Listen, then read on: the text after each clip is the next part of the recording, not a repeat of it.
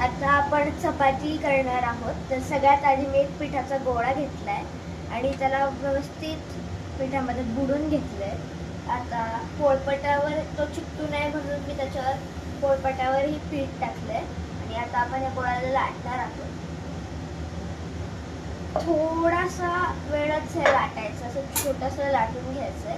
मग त्याच्या अर्ध्या भागावर आधी आपण तेल लावायचं, त्याला फोल्ड करायचं, मग परत त्याच्यावरून सगळीकडे तेल लावायचं आणि मग त्याला अजून एकदा फोल्ड करायचं. आता जर त्याचे कॉर्नर्स आहेत ते फोल्ड करायचं असं वरती